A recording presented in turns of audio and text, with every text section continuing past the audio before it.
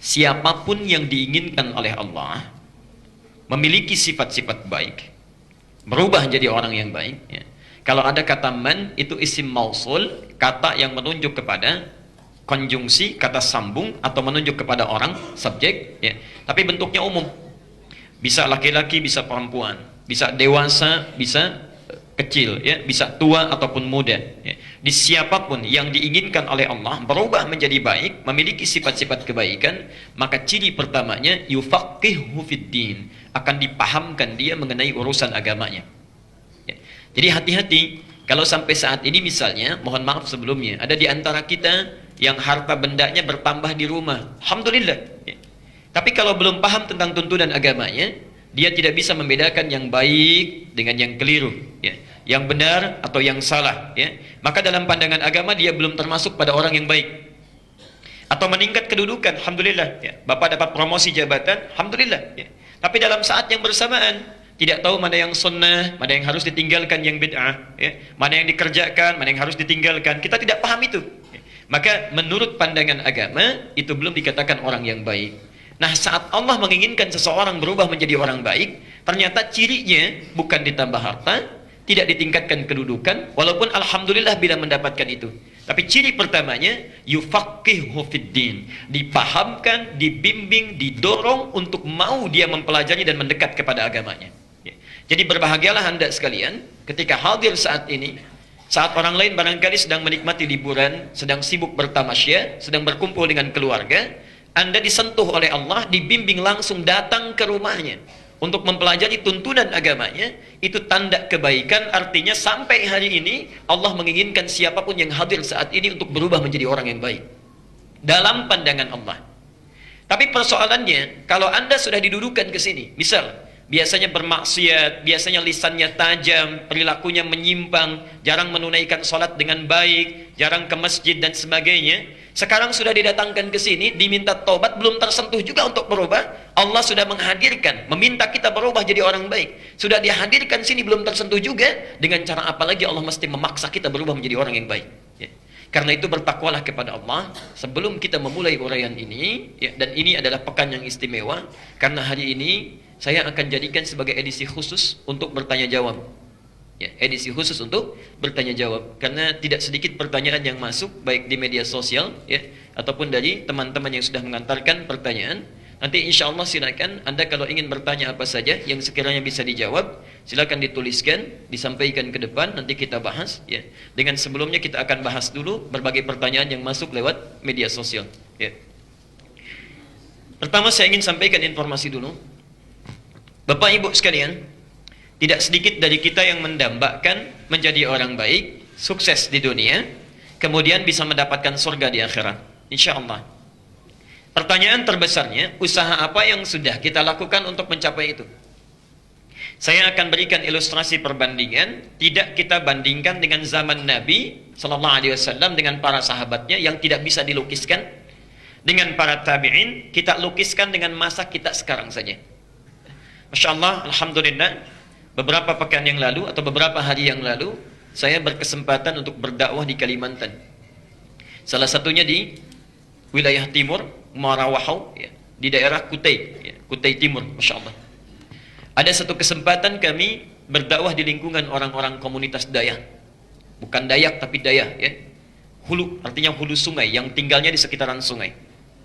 Masya Allah Bapak Ibu sekalian, dari 30% yang muslim itu, karena 60%-nya agama lain, ya, 10% masih kepercayaan animisme dinamisme, 30% orang Islam. 130 orang alhamdulillah baru masuk Islam. Yang luar biasa, perhatikan, orang-orang yang hidupnya serba terbatas, mendengar akan ada ta'lim, ya, di tempat mereka, tidak punya masjid, yang dimiliki hanya musalla saja, itu pun patungan iuran untuk bisa membangun musalla di rumah kayu panggung. Bayangkan, pendapatan tidak seberapa, mengeluarkan dari hasil jerih payahnya yang sangat halal untuk membangun rumah Allah, baru jadi musalla. Rumah panggung untuk hadir ke situ, kalau kami saja mesti menempuh perjalanan dengan mobil 40 menit, mereka mesti menyeberang lewat sungai. Ada yang jalan kaki. Jadwal taklim jam 3, jam 2 sudah menunggu. Jadwal taklim jam 3, jam 2 sudah menunggu. Belum selesai. Yang paling hebat luar biasa, Masya Allah. Dari mulai salatnya, dari taklimnya, sebelum berangkat, ya, tidak menunggu panitia membagikan snack. Tidak menunggu panitia memberikan air. Masya Allah. Saat mereka akan berangkat, sudah kompakan satu sama lain. Setiap keluarga itu menyediakan kotak yang diisi dengan nasi dan lauk pauknya. Sesuai kadar kemampuannya. Ada yang mengisi dengan telur, ada yang mengisi dengan ayam, ada yang mengisi dengan ikan, macam-macam. Ketika sampai di situ ada yang kelelahan, lapar, mereka makan dengan sesamanya. Masya Allah. Anda bayangkan, dalam keadaan tidak punya masjid, hanya musalla saja, terbuat dari kayu panggung, datang 1 jam sebelum taklim sudah hadir di dalamnya. Menunaikan salat dengan baik. Mau taklim bawa bekal sendiri, Masya Allah. Dan hadir dengan penampilan yang sangat luar biasa. Dan musallanya dibangun dari sebagian uang halal yang mereka dapatkan dari keringat mereka. Yuk kita bandingkan dengan kita. Yang sering kali mengatakan saya ingin ikut sunnah Nabi.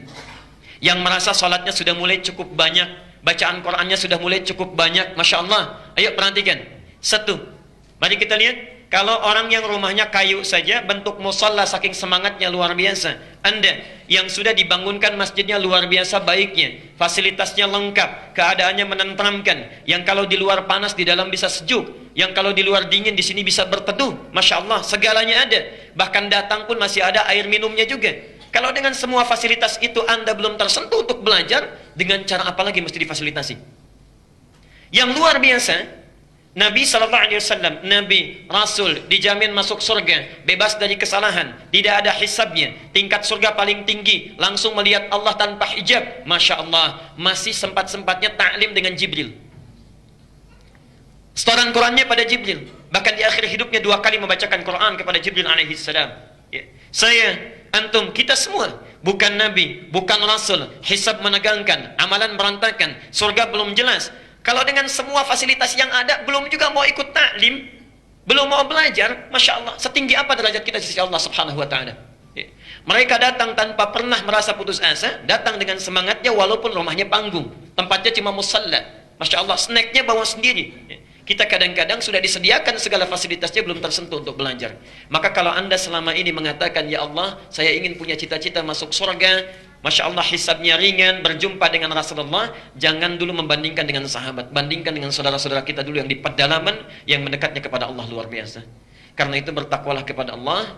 Mari kita mulai materi kita, teduhkan hati kita. Yang datang ke sini penuh dengan maksiat, segera bertobat. Yang pernah punya salah kepada Allah, segera bertobat. Ya. Bermaksiat pada orang tuanya, ya, mohon maaf, yang ada persoalan di keluarganya, menyimpang dari hukum Allah, segera tobat. Datang ke sini kita punya dosa, keluar dari rumah Allah ini, insya Allah telah berubah dalam kebaikan dalam pandangan Allah subhanahu wa ta'ala. Ya. Segera perbaiki diri, jangan pernah kita merasa putus asa dalam ibadah sebelum kita dipanggil oleh Allah subhanahu wa ta'ala. Mudah-mudahan semuanya sudah diterima dalam keadaan baik. Ya.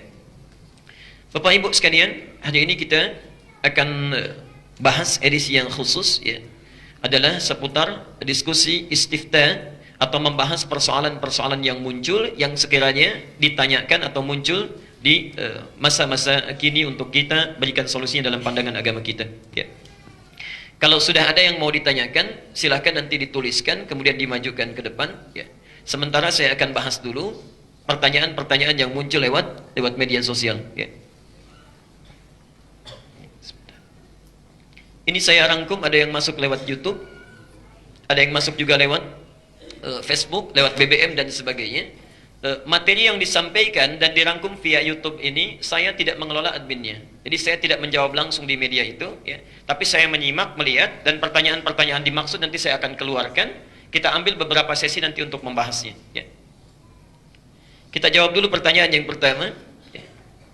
Dari saudara kita Abu Faisal dan Kesya, ya. Ini dari Bandung, menanyakan, bismillahirrahmanirrahim. Salam, bagaimana hukumnya? Maksudnya assalamualaikum, ya.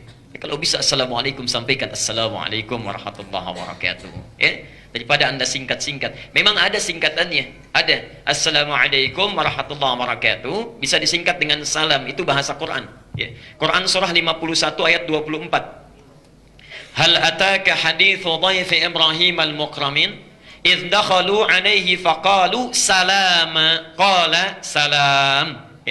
Pernahkah Anda dengar kisah tentang tamu-tamu yang datang ke rumah Nabi Ibrahim itu? Ketika mereka mulai datang, kemudian menyampaikan salam. Ya, masuk mengucapkan salam, salama, salam. Dijawab oleh Nabi Ibrahim, salam. Tapi umatnya Rasulullah diberikan kemuliaan, ditambah kalimatnya untuk menambah pahala. Assalamualaikum warahmatullahi wabarakatuh. Selama ada yang banyak, pahalanya pilih yang banyak, ya, daripada yang sedikit. Assalamualaikum warahmatullahi wabarakatuh. Assalamualaikum warahmatullahi wabarakatuh. Bagaimana hukumnya membaca Al-Quran yang sedang ramai dibicarakan, yang dimaksudkan dalam langgam Jawa, ya. Sedangkan sikap mayoritas yang dasarnya tidak suka atau menolak, baik benar atau salah, sepertinya perlu mendapatkan perhatian dari ulama kita. Mohon diberikan bimbingan dan arahan dengan hujjah yang dapat dipertanggungjawabkan. Ya, jazakallahu khair, Allah jazakum khair insyaallah. Baik Bapak Ibu sekalian, barangkali pertanyaan pertama ini juga mewakili, ya, sebagian dari pertanyaan-pertanyaan yang mungkin akan disampaikan atau ditanyakan di berbagai